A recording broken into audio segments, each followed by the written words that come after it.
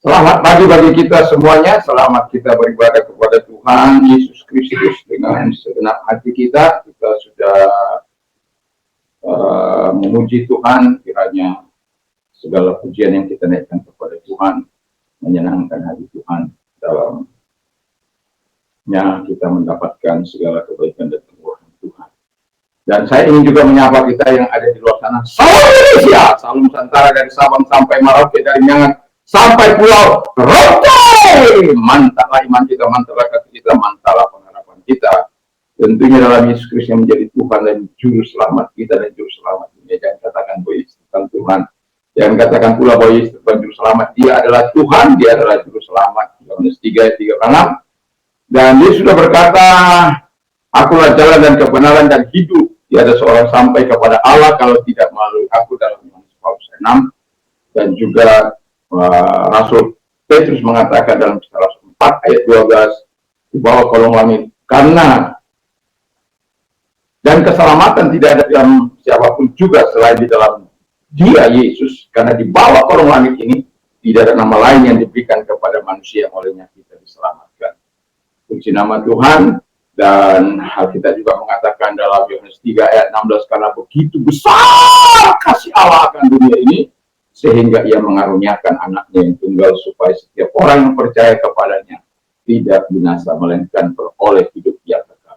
Dengan hati percaya engkau dibenarkan, dengan mulut mengaku engkau diselamatkan. Harapan dan doa saya, kekuatan firman, kekuatan doa, senantiasa membuat kita mengambil keputusan yang baik dalam hidup ini. Doa dan harapan saya, kiranya kekuatan firman, kekuatan Roh Kudus, kekuatan iman menyertai setiap kita dalam perjalanan kehidupan ini. Dan sebelum kita mendengarkan firman Allah, mari kita berdoa. Terima kasih Bapa di surga, kiranya Engkau hadir untuk memberkati kami semuanya dengan segala kekuatan-Mu, pengurapan-Mu, kuasa-Mu, sehingga setiap kami, Tuhan, dapat mengaplikasikan janji firman-Mu atau firman-Mu dalam setiap hidup kami, baik itu merupakan nasihat teguran ataupun kekuatan bagi setiap kami ataupun janji, biarlah kami dapat mengaplikasikannya di dalam hidup kami. Tanamkan firman-Mu di setiap hati dan pikiran kami, Bapa surga, sehingga dengan firman itu kami terus bisa memperkatakan, karena kami tahu iman timbul dari pendengaran firman.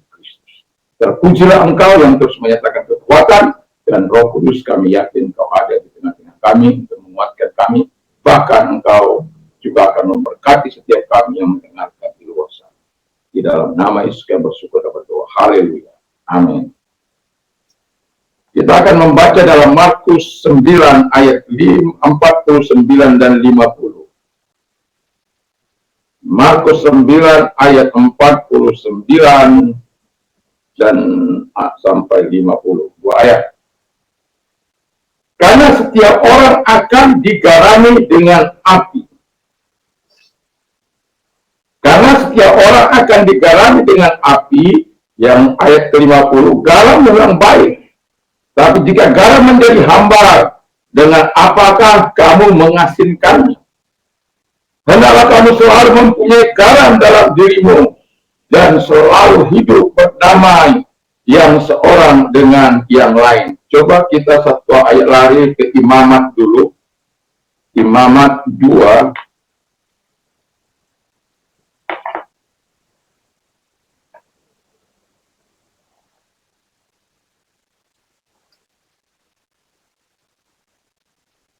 Ayat yang ke-13. Kalau sudah ketemu saya akan bacakan. Dan tiap-tiap persembahanmu yang berupa korban sajian, haruslah kau bubuhi garam. Janganlah kau lalaikan garam perjanjian Allahmu dari korban sajianmu. Beserta segala persembahanmu harus kau persembahkan garam. Haleluya. Mungkin akan menjadi sulit bagi kita mengerti apa hubungan garam dengan persembahan. Ya, apa pula artinya perjanjian garam itu Dan sebagaimana ada tadi dalam Yesaya, dalam Markus 9 tadi yang kita baca, bahwa supaya setiap kita dapat menjadi garamnya Tuhan. Nah, tema kita saat ini adalah, ini agak sedikit bertanya ya. Orang macam apakah yang dihasilkan oleh gereja Tuhan? Jadi dari pembacaan ini kita bisa tahu bahwa keinginan Tuhan tentang perjanjian garam itu, apa sih yang diinginkan Tuhan? Mengapa kita harus menjadi garam? Mengapa Tuhan mengingatkan sekali perjanjian itu kepada gerejanya? Dan orang-orang yang dihasilkan gereja Tuhan seharusnya ada 3 hal yang seharusnya kita miliki dari pembacaan ayat ini. Yang pertama, kehidupan yang dapat diterima Allah. Kita mengatakan begini, bahwa di dalam 1 Petrus 1 ayat yang ke-15, 16, bahwa hendaklah seluruh perilaku kita itu kudus. Dalam segala hal, dalam segala tindak tanduk kita harus kudus. Dan firman Allah juga berkata, sama seperti aku adalah kudus, hendaklah kamu kudus. Jadi dalam menghampiri Allah itu ada hal yang harus kita lakukan. Kita tidak bisa sembarangan menghampiri Allah dan sembarangan datang kepada Allah. Tadi pagi saya bercerita dalam renungan pagi. Saya mengatakan bahwa kesembuhan ilahi itu bisa terjadi kalau kita memiliki percaya, memiliki iman dan doa yang sungguh kepada Allah, baru terjadi kesembuhan iman kesembuhan ilahi sebagaimana yang dialami oleh seorang anak yang atas permintaan orang tuanya, supaya anak itu bisa sembuh dari bisu dan tulinya. Dan di dalam keraguannya dia meminta kepada Yesus, hingga Yesus berkata, jika engkau dapat. Lalu Yesus katakan, jika aku dapat bagaimana? Dia menyadari ternyata bahwa itu ditujukan bahwa kalau orang yang mau menerima kesembuhan ilahi itu tidak bisa tidak, dia imannya juga harus bekerja, yaitu percaya, lalu beriman dan berdoa. Nah, di ayat ini kita bisa melihat bagaimana Tuhan mau kita mengalami agak mungkin cuaca agak sedikit rewel, dan juga tadi saya pikir saya bisa bangun nanti. Saya dari malam ini kurang tidur, lalu kemudian nyuci, tiba-tiba tadi saya sedang persiapan kok begitu luar biasa ya. Sebenarnya memang tidak boleh, kalaupun mau dapat air kita harus dengan air hangat. Biasanya kalau saya sudah 2 malam itu, walaupun dengan segala keberadaan, biasanya minta dibuatkan air panas. Tapi karena tadi pagi saya sudah rendam, sudah saya sikat, tinggal membilas, saya pikir tidak apa-apa. Tetapi ada hal yang kadang-kala kelemahan tubuh. Tetapi saya bersyukur bahwa Tuhan masih tetap memberikan kekuatan di pagi hari ini. Yang mau saya katakan adalah kehidupan yang dapat diterima oleh Allah. Kalau kita baca tadi, karena setiap orang akan digarami dengan api. Tadi dalam Bilangan Imamat 2 ayat 13 itu kita bisa melihat bagaimana supaya setiap korban yang akan diberikan kepada Tuhan itu harus digarap. Hidup kita untuk menjadi berkat, kehidupan yang dapat diterima oleh Allah, seharusnya Allah itu harus menguasai, penetrasi ke dalam hati kita. Dan itu sebabnya kamu harus digarami dengan api. Jadi dia masuk ke dalam hati kita untuk mengubah hidup kita, dan api itu fungsinya untuk memurnikan dari kalau benda-benda yang katakanlah emas dan lain sebagainya. Mungkin untuk menjadi murni dia harus dipanaskan atau dibakar dengan api supaya tersisi sampah-sampahnya dan menghasilkan sampah ke tempat sampah yang emas yang murni itu, sehingga didapat kualitas yang baik.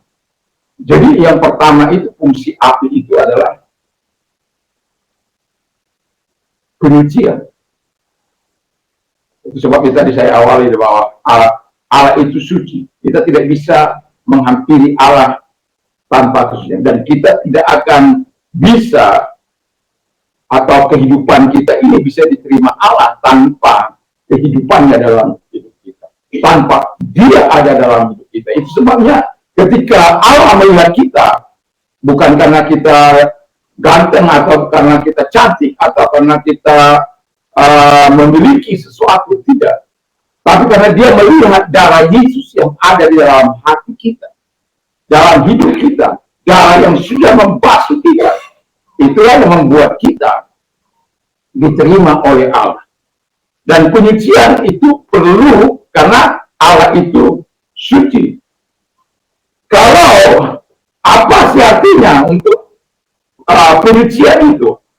Kalau saya katakan tadi, untuk menghasilkan sesuatu yang murni, bersih, itu karena Tuhan itu betul-betul suci. Kita tahu juga bahwa fungsi garam itu, kita tahu bahwa yang pertama dia juga memberikan cita rasa, yang kedua dia mencegah pembusukan. Jadi kalau daging yang digarami, kalau dulu kami misalnya dapat babi hutan, ya, itu digarami kalau dalam jangka waktu yang lama. Apalagi ada abang guru saya juga tuang begitu, dia bikin digarami lalu dipanggang itu di apa namanya, di para-para itu. Jadi kalau sambil diasapi dan daging itu kering dengan begitu.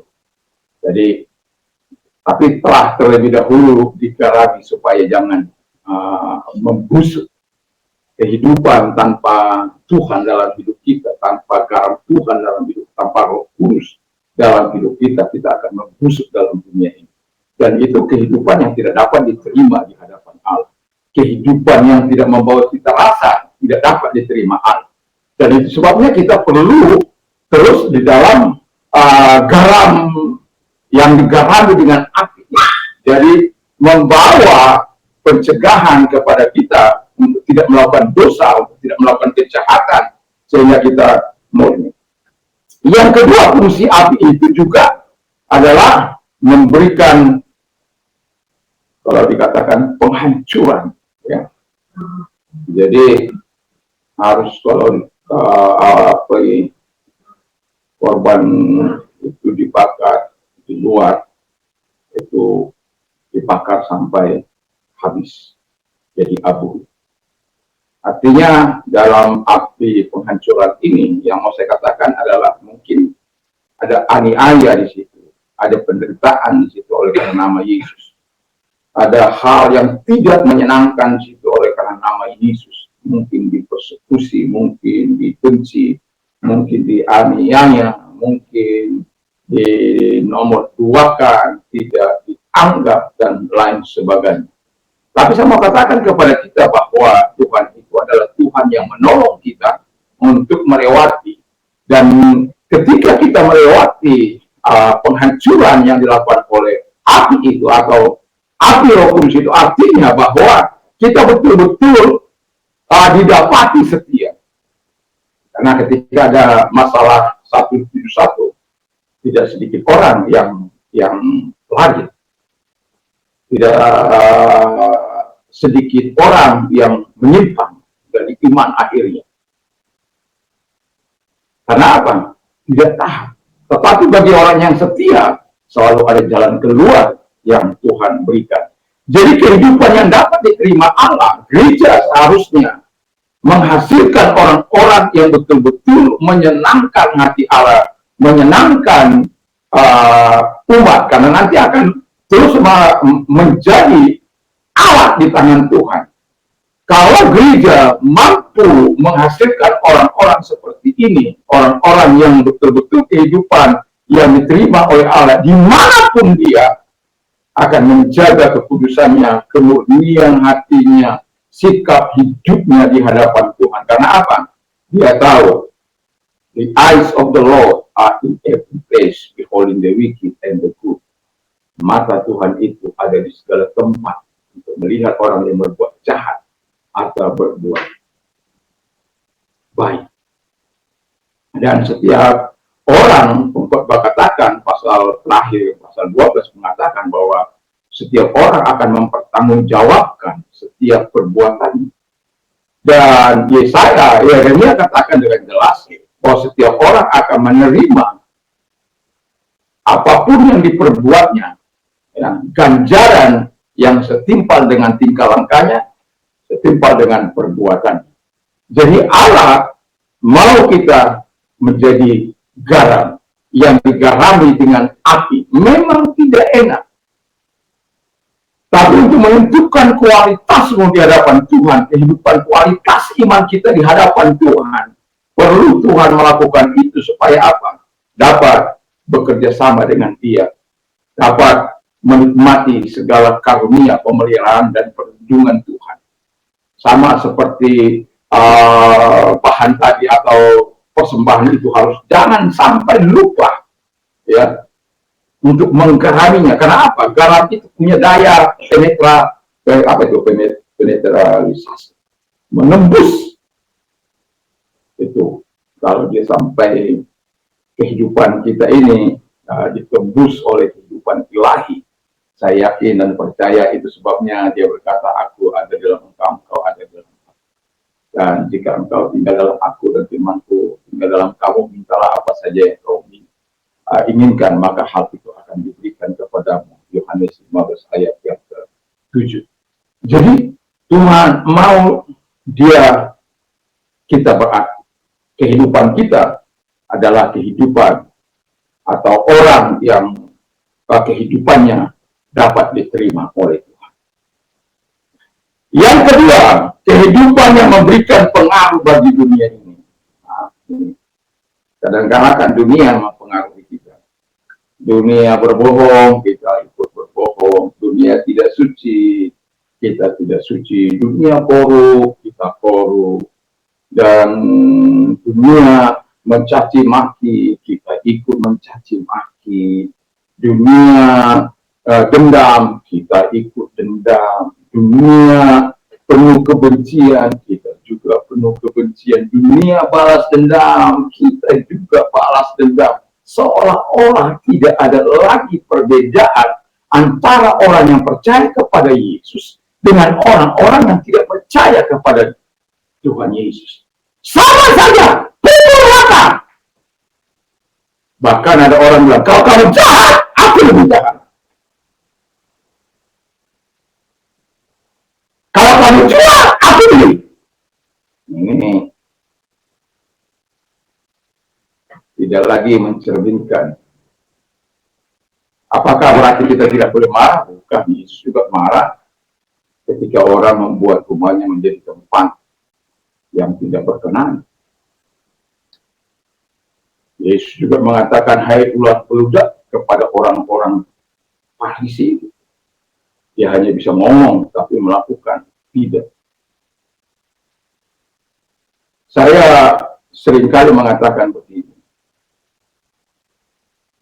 Katakan sesuatu yang mau kau katakan, tapi lakukan.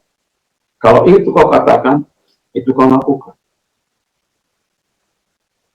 Kalau kita katakan A, lakukanlah A.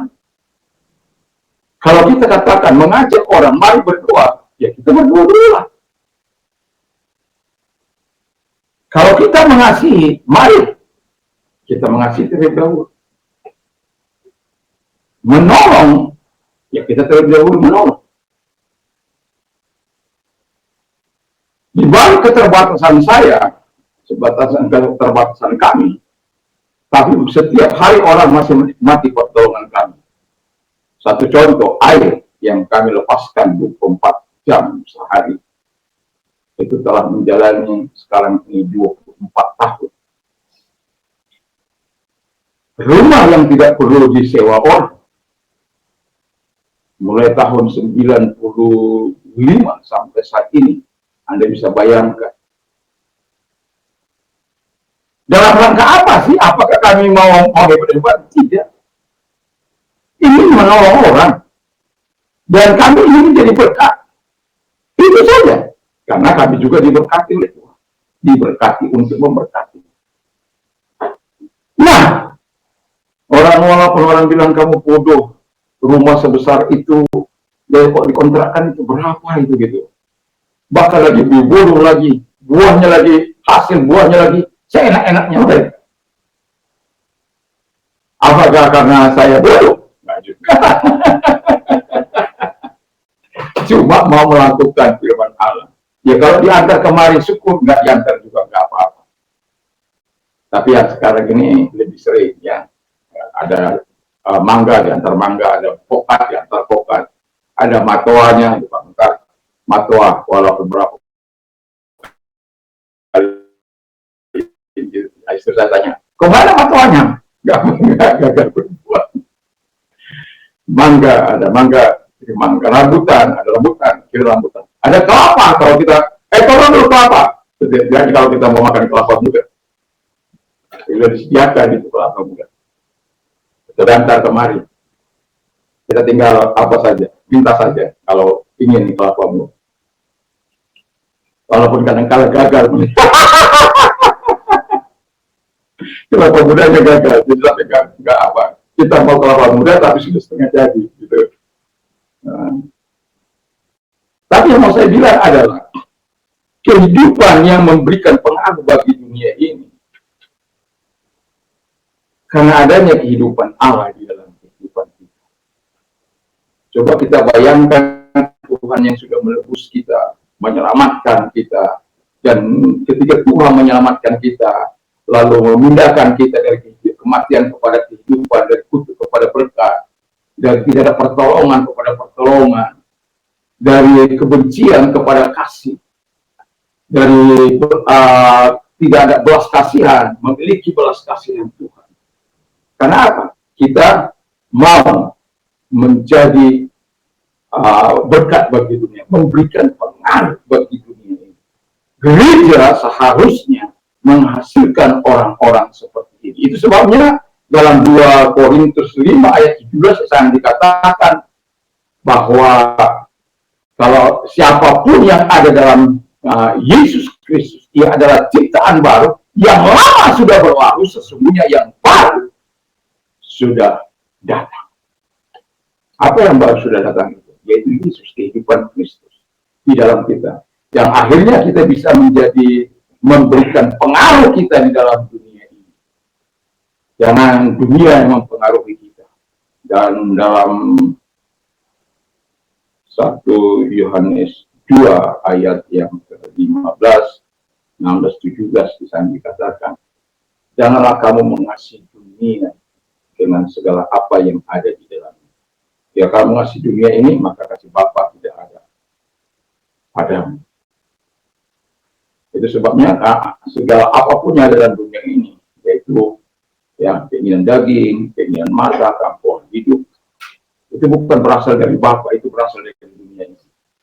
Karena dunia ini dengan segala hawa nafsunya akan lenyap. Tapi mereka-mereka yang melakukan kehendak Allah akan hidup selamanya. Nah, ketika kita bisa menjadi pengaruh, memberikan pengaruh di dalam dunia ini, itu sebenarnya kita sedang memberikan dampak di dalam dunia ini.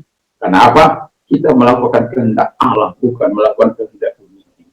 Jadi kalau kita melakukan kehendak Allah, seharusnya kita harus betul-betul memberikan hal yang terbaik bagi Tuhan dalam kehidupan kita. Karena dikatakan di ayat ini, garam memang baik, tapi jika garam menjadi hambar, dengan apakah kamu menghasilkan? Gak ada gunanya. Dibuang, injak. Itu kata Matius. Dalam Matius 5 ayat 13. You are the salt of the earth. Jika adalah garam dunia, itu solution, flavor, how shall it be seasoned. Kalau garam itu menjadi tawar, dengan apakah ia diasinkan? It's a good for nothing. Ya tidak ada gunanya lagi. to be thrown and trampled underfoot by men. Dilemparkan dan dibuang dan diinjak-injak. Jadi kita juga tidak ingin menjadi orang yang percaya seperti itu, yang tidak memberikan pengaruh, yang diinjak-injak, yang dihina, yang diolok-olok. Kalau kita diolok-olok karena kebenaran, ya no problem. Tapi kalau kita diolok-olok karena kejahatan, karena dosa, itu masalah besar. Sudah kita tidak menjadi berkat bagi umat Tuhan, kita menjadi batu sandungan bagi orang lain yang tidak percaya, dan juga Tuhan bisa-bisa menolak kita. Dan itulah sebabnya kita harus maknai kehidupan ini dengan benar, sehingga apa yang diminta oleh Tuhan sebagai orang yang dikerami oleh Tuhan, yang dikerami dengan api, kita bisa membawa kehidupan kita ini yang berkenan di hadapan Allah, membawa kehidupan kita ini menjadi memberikan pengaruh di tengah-tengah dunia ini. Bukan berarti kalau kita memberikan pengaruh tanpa pernah salah, tidak. Kita bukan malaikat, kita bukan Tuhan. Kemungkinan salah bisa terjadi. Tapi kalau terjadi, ya minta maaf. Kalau terjadi, ya harus dengan segala rendah hati untuk menyelesaikan masalah yang timbul itu. Karena apa? Itu akan mengganggu kita, memberikan pengaruh kita kepada dunia ini. Kalau diantara kita saja saling sikut menyikut, saling benci membenci, wah, saya kadang-kala prihatin, ya. Prihatin karena apa? Ketika ada hamba-hamba Tuhan yang jatuh, yang memblow up-nya itu siapa? Kebanyakan hamba-hamba Tuhan. Saya tidak setuju dengan dosa yang dia perbuat. Saya tidak setuju dengan apa yang dilakukan. Dosa perzinahan, dosa apapun itu, pelecehan. Saya tidak pernah setuju itu.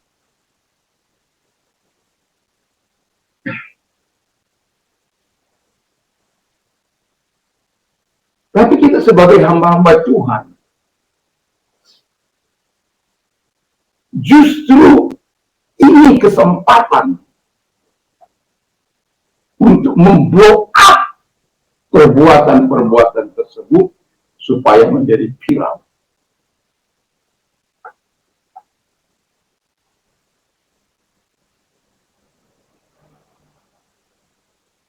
Nggak perlu.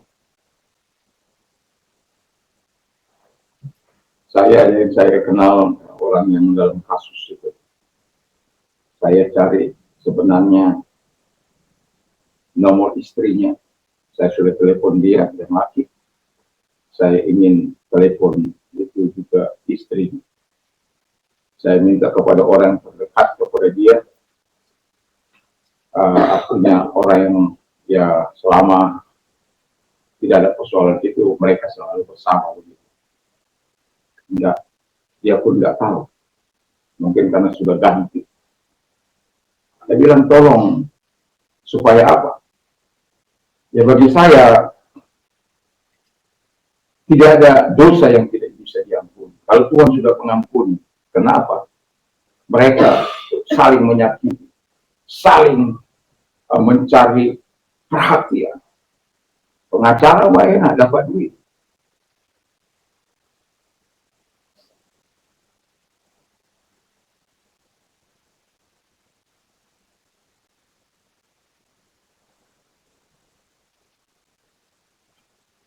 Jadi tanpa mengurangi rasa hormat saya kepada mereka-mereka yang sering memblow up, yang viral-viral, apalagi hamba Tuhan. Mohon maaf. Apa yang kamu tahu akan kamu buat. Seharusnya kita mendoakan sahabat kita yang sudah jatuh. Mengingatkan. Saya bilang harus kamu harus bertobat. Saya bilang itu. Karena tidak seharusnya teman pewaris sama pewaris kerajaan Allah harus saling sakit menyakiti. Nggak seharusnya. Pasangan tidak boleh harus saling sakit menyakiti satu dengan yang lain. Itu sebabnya harus terjadi introspeksi. Mengapa terjadi? Orang ketiga biasanya demikian, bolehlah. Tapi kita akhirnya tidak memberikan pengaruh dalam dunia ini dalam menyelesaikan masalah.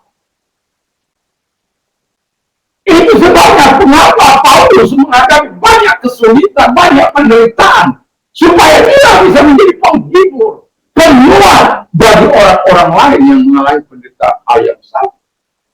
Ingat, saya tidak pernah kompromi dengan dosa sekecil apapun.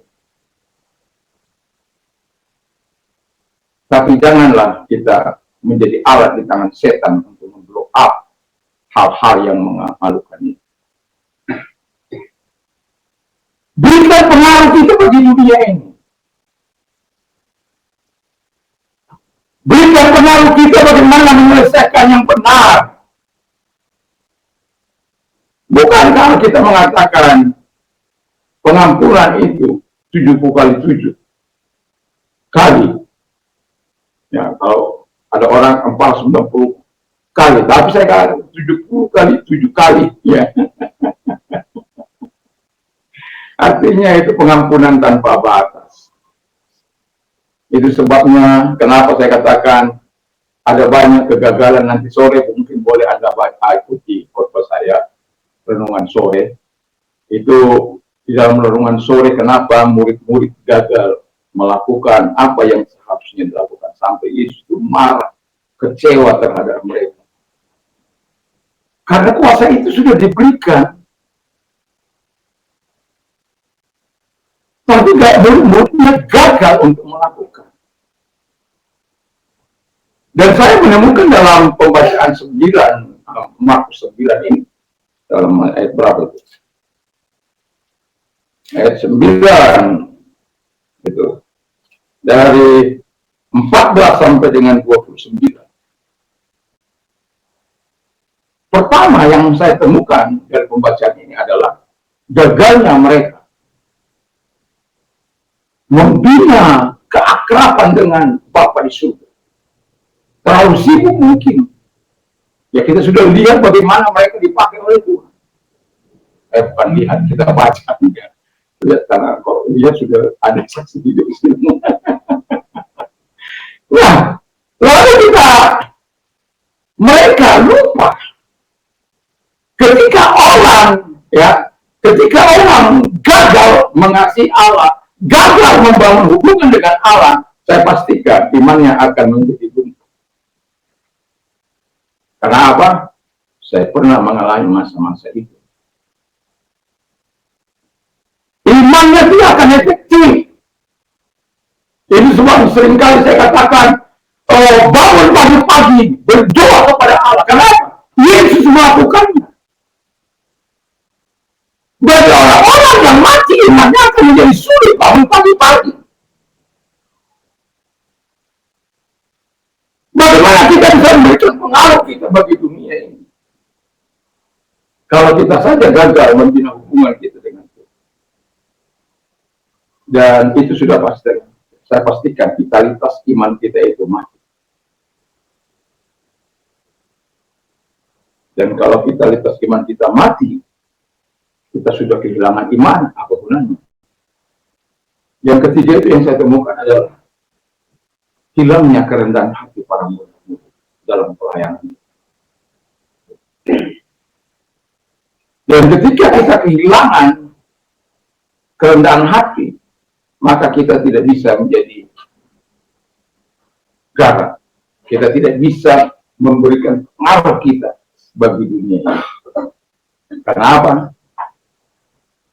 Kita sudah menjadi tawar, sudah menjadi hamba dengan apakah ia dikasihkan. Tidak ada gunanya lagi selain buang dan tidak dibuang. Dan itulah sebabnya kita sebagai orang percaya perlu memberikan pengaruh kita dalam perkataan kita, dalam perbuatan kita. Kadang-kala orang-orang yang tidak bertumbuh menjadi batu sanduan bagi orang-orang yang bertumbuh dalam iman. Sampai ke Angkara tidak gara-gara mereka tidak sampai ke tanah perjanjian. Itu lihat saja itu si Musa. Apakah karena dia melakukan kesalahan besar? Tidak. Tapi bagi Tuhan itu kesalahan besar. Israel yang sudah mencobai Yesus, mencobai Allah 10 kali. Itu sebabnya mereka dihajar habis-habisan 20 tahun ke atas dibahmi di padang gurun selama 40 tahun. Dan yang 20 tahun ke atas itu tidak boleh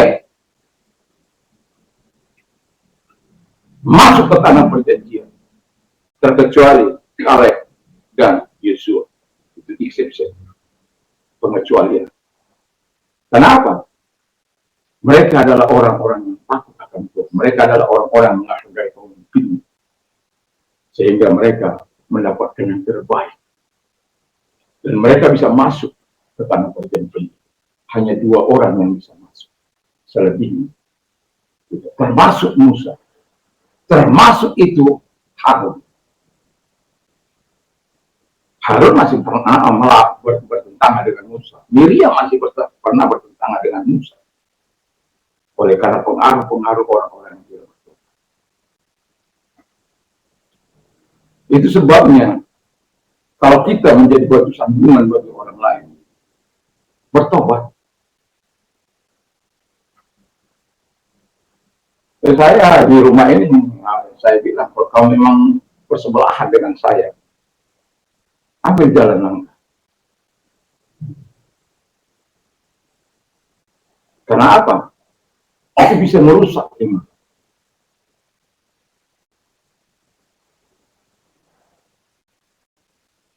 Kita sementara berdoa lalu kemudian diblok gitu ya.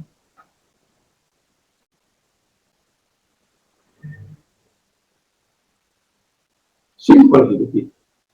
Setiap rumah tangga itu ada aturan. Kerajaan Tuhan punya aturan. Makanya kalau orang nggak mau punya ikut aturan Tuhan, ya dia suka-sukanya kan. Tapi konsekuensinya ditanggung juga gitu. Artinya apa yang mau saya tekankan? Kehidupan yang diterima oleh Allah, lalu kemudian kehidupan yang memberikan pengaruh bagi dunia ini. Jangan kita dipengaruhi oleh dunia dengan sikap-sikap dunia ini. Kadang-kadang orang lebih keras suaranya ketika dia berkelahi. Tapi kalau menyembah Tuhan, suaranya hilang entah kemana.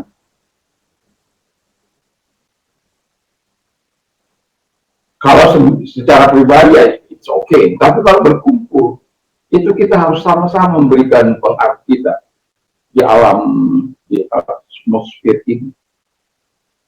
Karena atmosfer ini kita tahu bahwa perjuangan kita bukan melawan darah dan daging. Tapi kenapa kita bisa akhirnya berlawanan dengan darah dan daging?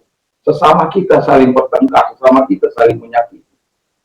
Karena itu ada penguasa-penguasa, penghulu-penghulu yang jelas, roh jahat di udara. Ada di situ dia yang berkuasa di atmosfer kita ini. Ini sebabnya ketika Daniel berdoa, dihadang itu supaya jangan sampai doa 21 hari kemudian baru sampai itu doa. Apakah hari pertama tidak jatuh? Sudah dengan Tuhan, tapi sampainya doa itu melalui malaikat Gabriel itu setelah 21 hari.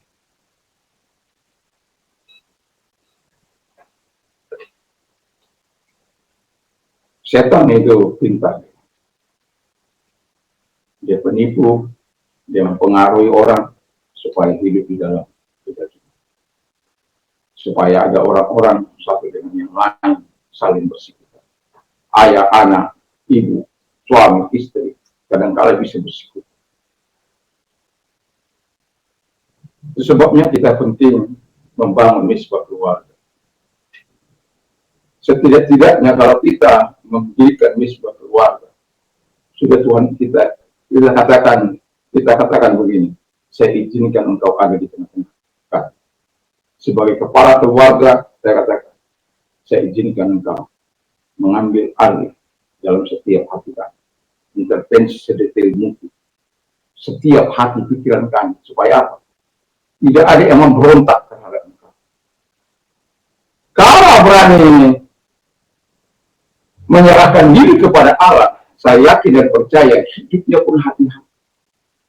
Tapi kalau hidup kepada Tuhan saja acak-acakan, nah orang tua mah, memangnya kamu siapa? Tuhan saja saya lawan, apalagi kamu. Siapa kamu? Bagi dia kan seperti itu. Kok enak sekali kamu marah-marahin saya, mata-matain saya. Dia juga tidak tahu lagi arti otoritas. Kita kan sebagai kepala keluarga mengerti otoritas Allah. Dia yang menjadi raja dalam keluarga. Makanya kalau kita gagal mengasihi Tuhan, kita gagal mengasihi siapapun. Tapi kalau kita betul-betul bisa mengasihi Tuhan, kita tidak akan pernah gagal mengasihi siapapun. Ya, supaya apa? Kita bisa memberikan pengaruh. Yang ketiga, seharusnya orang macam apakah yang menghasilkan gereja Tuhan? Orang-orang yang dihasilkan gereja Tuhan pertama tadi adalah kehidupan yang dapat diterima Allah, kehidupan yang memberikan pengaruh baik bagi dunia ini. Yang ketiga, kehidupan yang cinta damai. Jadi ada orang sukanya bikin ribut, nggak puas kalau orang nggak ribut.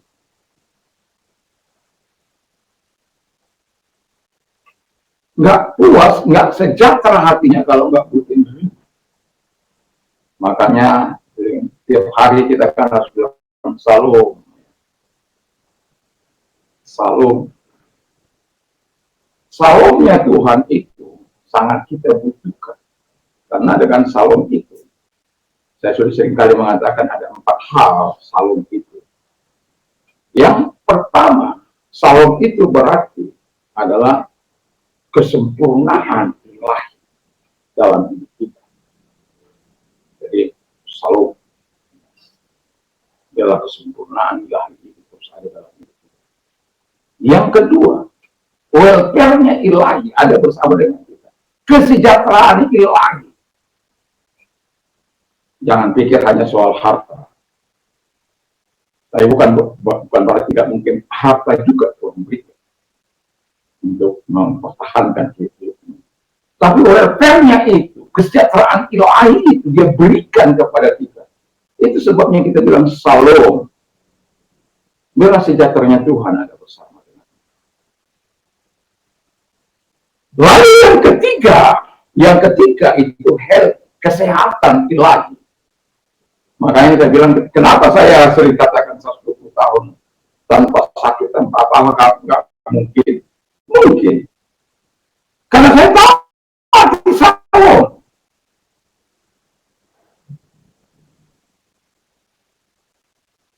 Kesehatan yang sempurna dari Allah itu datang di dalam kehidupan kita. Makanya 120 tahun Musa masih tetap bisa naik ke gunung. Masih tetap bisa beraktivitas. Dan matinya pun enak sekali. Gitu. Sama dengan Musa, Harun. Dia yang naik, tanggalkan jubahmu, pakaikan kepada Eliezer, mati. Tuhan, terima kasih. Begitu indahnya.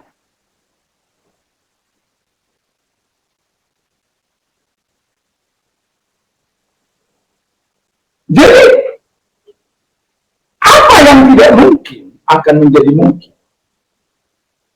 Makanya saya tadi pagi saya bilang begini, setiap anak Tuhan harus berpikir selalu positif. Apa yang tidak mungkin bagi kita, mungkin bagi Allah. Tapi bagi orang beriman, kata firman Allah, mungkin bagi orang yang percaya. Segala sesuatu mungkin bagi orang percaya. Artinya apa? Bahwa kita punya Allah yang besar. Pertanyaan saya, apakah kita berdoa sungguh-sungguh, apakah kita beriman sungguh-sungguh kepada dia, percaya sungguh-sungguh kepada dia? Itu Pak. pertanyaan saya. Dan yang bisa menjawab adalah kita. Tapi kehidupan yang sudah diterima oleh Tuhan ini, biarkan itu terus berkembang, memberikan pengaruh kita kepada dunia ini. Dan biarkan kita, saya mau katakan, bukan karena engkau memberikan pengaruh yang baik bagi dunia ini, lalu dunia itu senang padamu. Tidak. Kadang-kala ada juga setan menggerakkan. Ada orang yang bisa digerakkan oleh setan. Tapi dasar di hati kita itu adalah damai. Itu sebabnya garam itu adalah simbol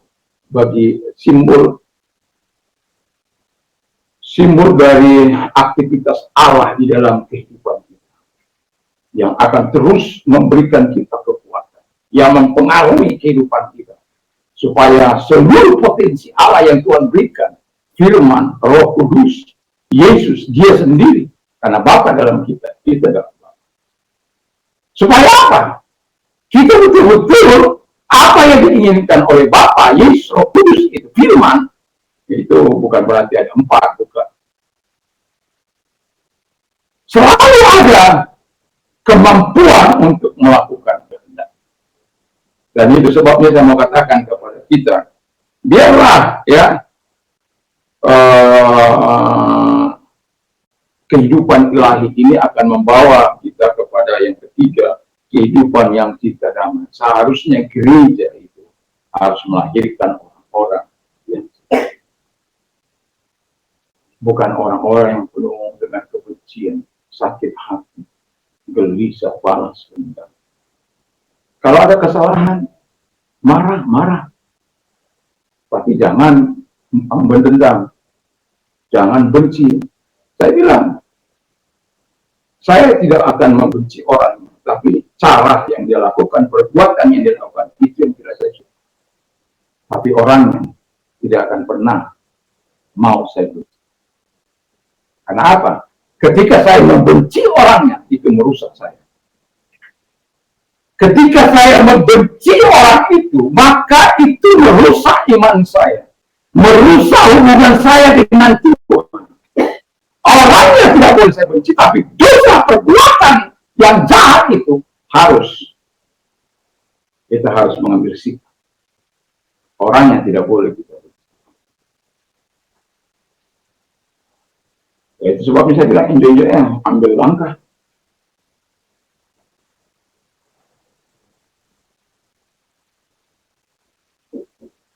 Murid saya juga bilang begitu, kalau kamu tidak mau diajar, silakan ambil. Keluar, nggak apa-apa. Daripada menjadi duri dalam dan mengganggu teman-teman. Tapi kamu berani, ya kamu harus berani ambil risikonya. Jangan kamu sudah apa, terus kamu mau enak-enak, ya nggak bisa. Nah, jadi kehidupan yang penuh dengan cinta damai ini, yang pertama yang harus kita miliki dalam hidup ini, kita terlebih dahulu harus berdamai dengan Tuhan. Kalau kita tidak berdamai dengan Tuhan, bagaimana kita mau membawa damai? Bagaimana kita merasakan damai yang sesungguhnya sementara kita nggak berdamai? Yang kedua, kita harus berdamai dengan diri kita sendiri. Kenapa? Ada banyak orang tidak bisa berdamai dengan dirinya sendiri. Akhirnya bunuh diri. Dirinya sendiri nggak dikasih. Makanya firman Allah katakan, kasihlah Tuhan Allahmu dengan segenap hatimu, dengan segenap kekuatanmu, dengan segenap akalmu. Kasihilah sesamamu seperti dirimu sendiri. Nggak seperti orang lain, tidak seperti kamu sendiri.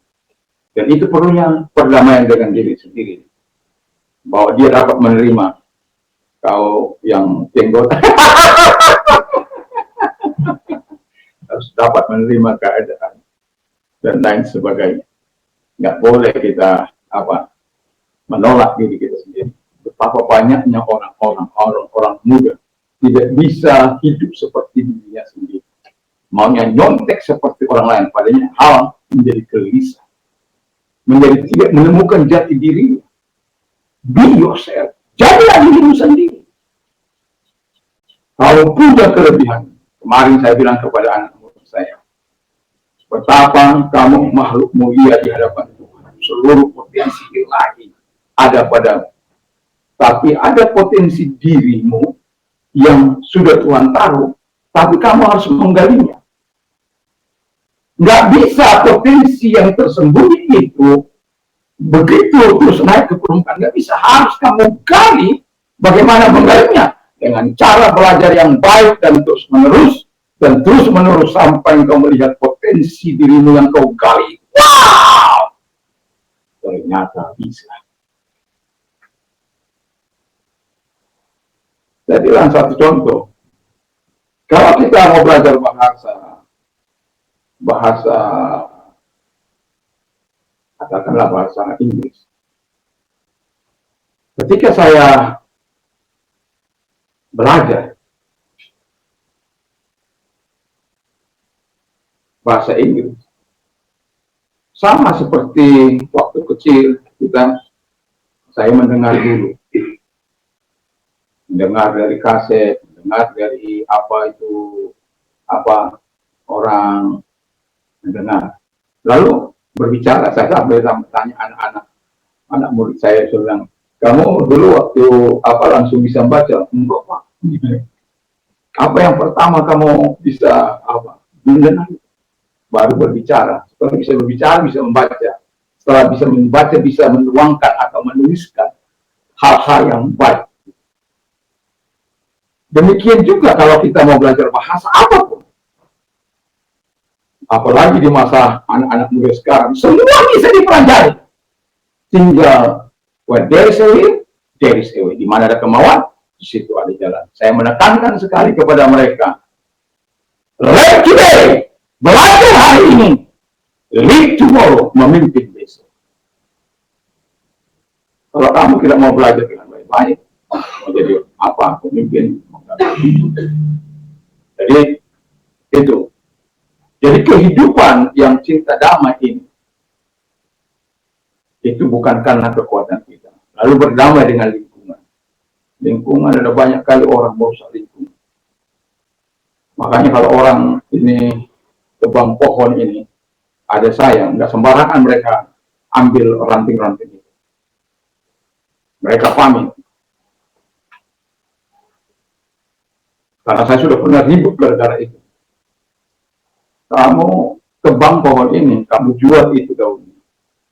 Kami kepanasan. Kamu tahu nggak berapa lama dibutuhkan oleh pohon ini untuk menjadi sebesar ini? Puluhan tahun. Tanya itu. Saya mungkin belum ada, pohon itu sudah ada. Hanya untuk menghasilkan batang sebesar ini. Lalu tiba-tiba kamu rusak begitu saja. Akhirnya saya perkarakan ke pertamanan. Nggak berani datang. Dan sejak itu kalau ada saya dilihat, Pak, kita mau apa? Nggak pernah mereka akan menebang tanpa pamit. Kalau di tempat yang lain, dia seenaknya aja. Kenapa? Saya akan minta mana suratnya. Untuk menebang itu perlu ada surat itu. Tapi kan nggak mau itu. Enak-enaknya aja. Nah, makanya untuk memberikan solusi, saya bilang, panggil atasan. Jangankan kamu, saya bilang. Pertamanan saja, saya bilang, pertamanan yang sudah punya hak untuk menebang pohon ini, bisa saya cegah. Kenapa? Saya bilang, kan ini ada tanah kosong saya waktu itu masih ada. Itu satu pohon itu ya. Kan bisa Pak, satu dulu di sini. Kenapa harus ditebang? Ada berapa pohon yang saya beli itu? Kenapa harus ditebang? Karena butuh oksigennya Pak. Satu pohon dari buku yang saya baca itu untuk 2 orang. Kami di sini berapa orang ini pada lingkungan ini? Bapak enak, tebang, habis. Proyek berjalan. Jadi datang itu. Akhirnya nggak jadi ditebang. Yang sudah ditebang. Tapi pohon saya 1, 2, 3, 4 tidak jadi ditebang. Kenapa? Saya bilang manfaat dari pohon itu. Saya, walaupun saya tidak masuk dalam cinta lingkungan Pak, tapi saya sangat mencintai itu. Kamu lihat itu semua pohon beda dengan yang lain. Apa yang bisa saya tanam. Walaupun itu rapat-rapat saya, hanya untuk mengambil oksigennya. Akhirnya itu kepalanya bisa mati. Nggak jadi ditebak. Ditanam di situ satu lagi. Apa? Kenapa? Kita harus damai dengan lingkungan kita. Nggak boleh kita sembarangan. Lalu yang terakhir, damai dengan sesama kita. Inilah yang akan saya katakan. Kalau kita sudah berdamai dengan sesama kita, kita bisa membangun. Kenapa investor takut? Karena mereka tidak melihat keamanan, kedamaian yang sedang terjadi di bangsa ini. Kalau mereka melihat keamanan dan kedamaian, saya yakin dan percaya para investor siap untuk menanamkan modalnya di bangsa ini.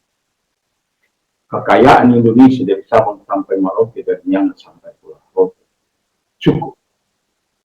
Tapi untuk itu kita perlu hidup harmoni satu dengan yang lain, hidup berdamai satu dengan yang lain.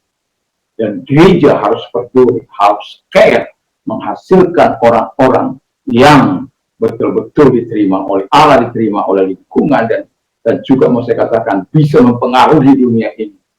Dan kemudian betul-betul orang-orang yang mencintai perdamaian satu dengan yang lain. Kiranya Tuhan Yesus memberkati kita dalam hidup ini, supaya ini juga membuat sebuah tantangan baru bagi saya, bahwa jangan kamu hanya bisa ngomong untuk apa, macam manusia macam apa yang akan dihasilkan oleh gereja, lalu sementara saya hidup dalam kebodohan saya, dalam kepongahan saya, dalam apa istilahnya, tidak sesuai dengan hatinya Tuhan. Saya berkata bahwa di dalam pergumulan-pergumulan saya kepada Tuhan,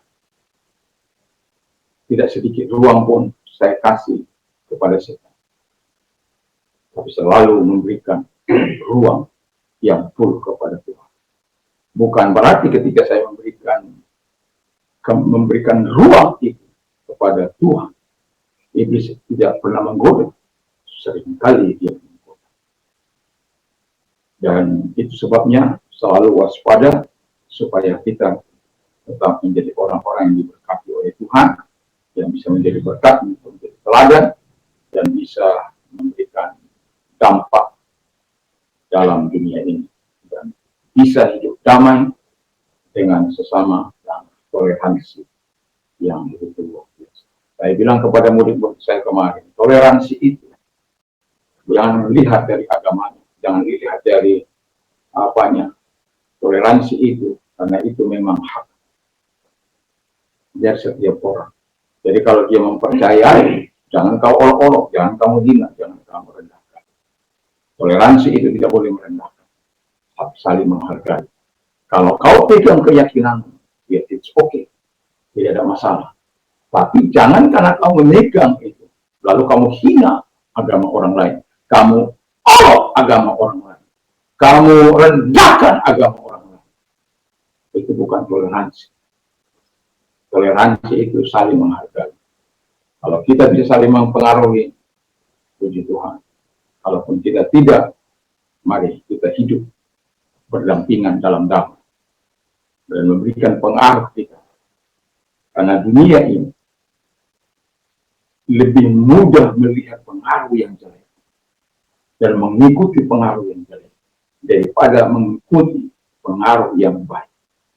Dan itu sebabnya kita harus bertahan dalam kebenaran, dalam kekudusan, dalam kemurnian, dan jadilah garam yang digarami dengan api yang memberikan cita rasa bagi dunia ini, yang tidak hambar rasa garam kita, tetapi memberikan. Puji Tuhan, mari kita berdoa. Terima kasih Tuhan, kiranya Tuhan menolong kami terus hidup sesuai dengan kehendak-Mu. Kami gereja-Mu, Kau tantang untuk menghasilkan orang-orang yang hidup berkenan di hadapan Tuhan hidup yang dapat Kau terima, karena kami orang-orang percaya, orang-orang beriman kepada Tuhan, dan juga orang-orang yang memberikan dampak pengaruh bagi dunia ini. Bukan kami yang dipengaruhi dunia, tapi kami yang pengaruhi dan mengalahkan dunia ini. Itu kata firman. Dan itulah sebabnya kami mau terus bergantung sepenuhnya kepada Tuhan, dan kami ingin terus membawa damai yang dari Tuhan itu kepada dunia ini, sehingga setiap orang berdamai dengan Tuhan, berdamai dengan dirinya sendiri, berdamai dengan lingkungan, berdamai dengan manusia, satu dengan yang lain. Terima kasih Bapak, kami bersyukur dalam nama Yesus. Amin. Puji nama Tuhan. Terima kasih. Terima kasih Roh Kudus.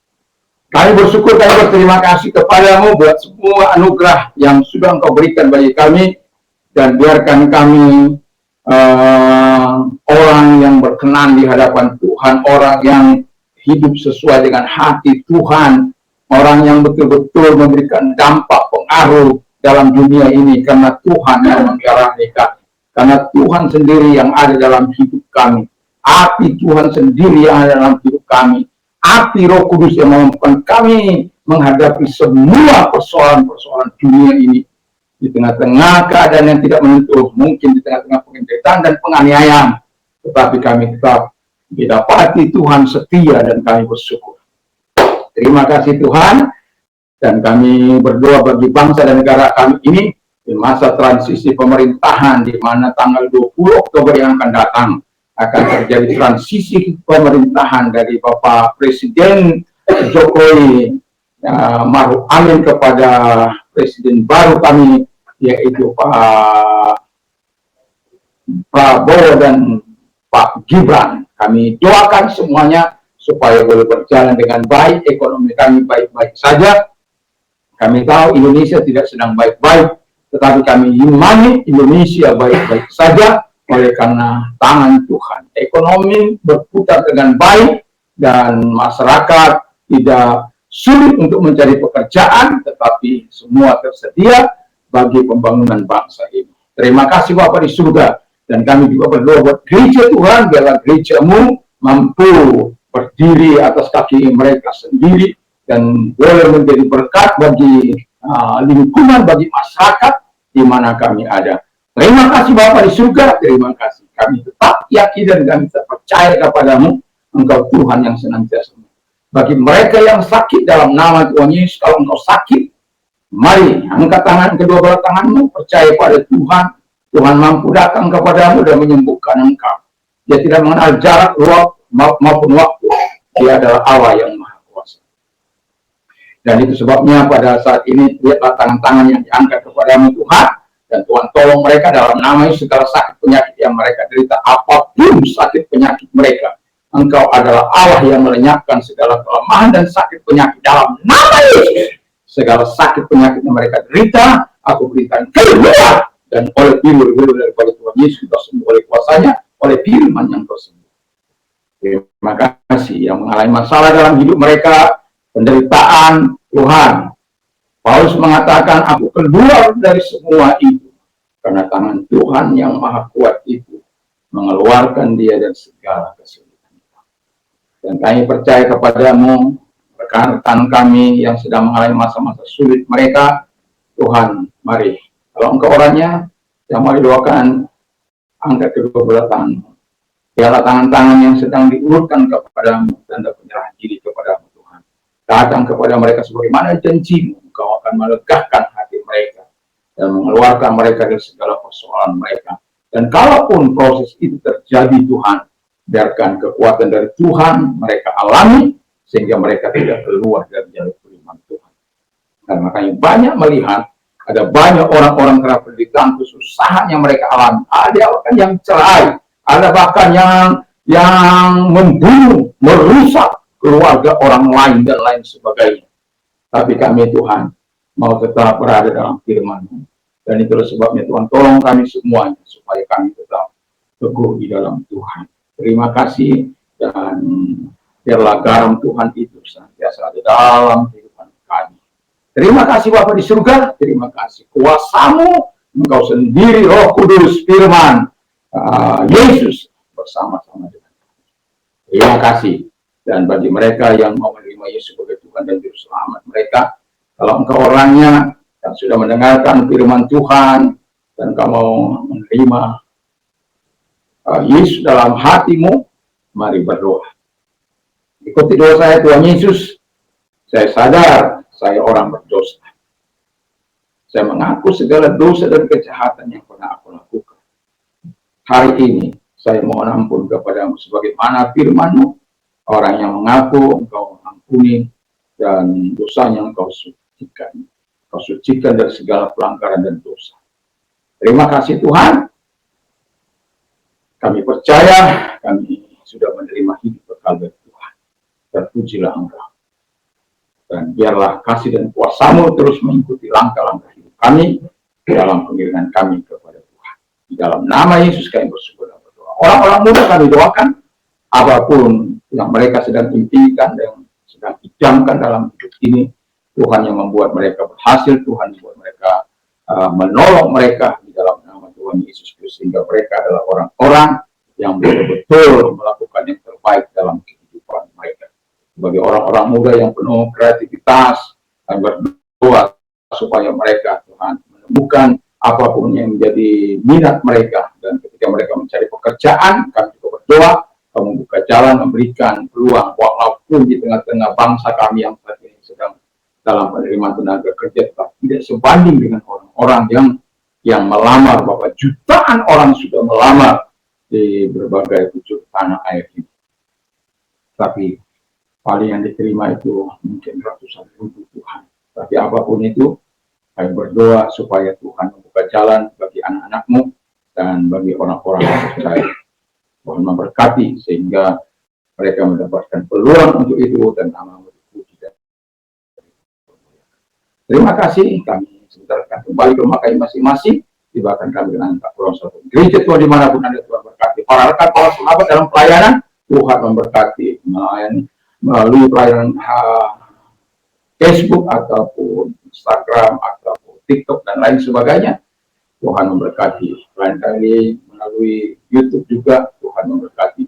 Para apologet juga Tuhan memberkati mereka sehingga mereka tidak melakukan hal-hal yang di luar pada firman Allah dengan perkataan-perkataan yang kasar, perkataan-perkataan yang tidak membangun. Kadang-kadang kami menemukan hal seperti itu. Tapi doa kami kepada mereka, semoga mereka tetap dalam jalur-jalur yang telah kehendaki. Terima kasih Bapa di surga, kami sudah bersyukur, kami berterima kasih. Kalau sebentar kami akan kembali ke rumah kami masing-masing, tibakan kami dengan Pulau Satu. Di keluarga kami, di tempat tinggal kami, di dalam nama Yesus kami berdoa dan bersyukur. Sekarang pulanglah, terimalah berkat damai sejahtera daripada Tuhan Yesus Kristus dan Tuhan Bapa dan surga, persekutuan kuat kuasa Roh Kudus menyertai mulai saat ini sampai selama-lamanya. Kiranya kekuatannya terus menaungi kehidupan kita dalam nama Yesus. Amin.